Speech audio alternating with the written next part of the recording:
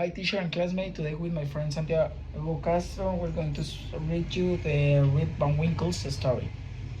Let's start. This story takes place in a Dutch village in America in the 18th century. There lived a simple, happy man named Rip Van Winkle. He was a kind neighbor and obedient husband. He tried to help the other people in the village. He listened to the women who told him their problems and gossips. He played with the children and told them stories about ghosts, witches, and Indians.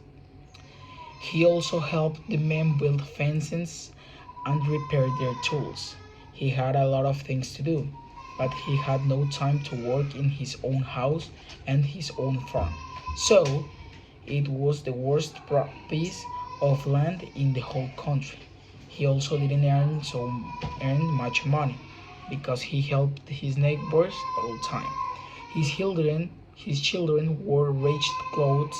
His house was old and in bad condition. His wife always told him to go to work to earn some money, and Rip always shrugged his shoulders and said nothing. He went out of the house with his dog Wolf and sat on a bench outside a small inn with other similar men of the village and talked about village things and sleepy stories about nothing important.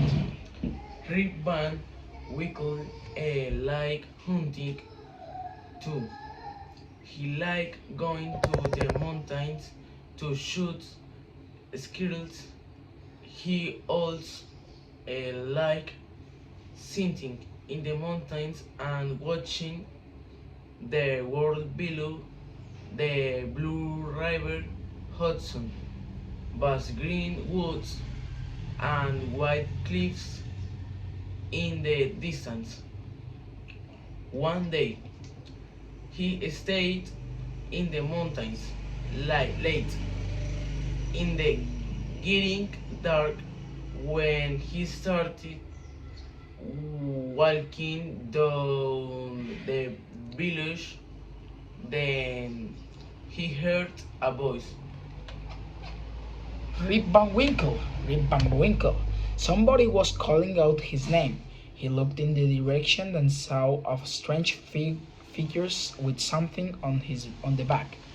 Rip was surprised to see a human being in the desert place, but he thought it could be somebody from the village. He went to the figure, and it was a short old man with wild gray hair and gray beard. His clothes were old-fashioned. On his shoulder he had a big barrel full of liquor. Rip helped the man with the barrel. They went up to the hill. On the way, Rip heard some noise, something like thunder. Then they came to an opening in the woods. In the middle of the meadow, there were some strange people playing a game of nine pins, sometimes called skittles. Their clothes were also old-fashioned. They all had birds of various shapes and colors. The whole group reminded Rip of the figures in an old Dutch painting. They poured the liquor into the cups and continued playing. Rip was afraid. He didn't say a word, and when the strangers didn't look, he also tried the liquor. It was tasty, old Dutch liquor. He tried another cup and another one, and finally he was drunk. He lay on the ground and fell asleep. 16. He woke up at the place where he met uh, the strange man. It was a sunny morning. Rip thought, thought that it was a dream. He, he took his, his rifle but it was old and rusty. His dog was not there. The old man stole my rib, took rib. He stood up and went down to the village. The way was very different.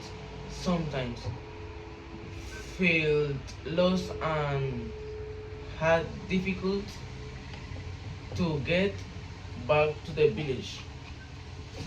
When he got there, he saw that the people in the village were strange. He didn't recognize them.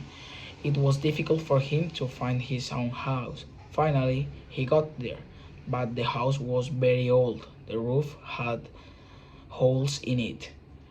The windows were broken, the door open. There was an old dog, but it wasn't his wolf. Rip went inside the house. It was empty and dirty. He called his wife and children. Nobody was there. Rip went quickly to his favorite inn. When he came there, it was not the old inn, but a big new building with nice windows and a sign above the door, the Union Hotel. In the front of the hotel, there was a statue of George Washington. Rip Van Winkle, Rip Van Winkle's strange clothes and his rusty rifle attract the attention of the people. Soon they came closer to him. The mayor of the village came to Rip and asked him,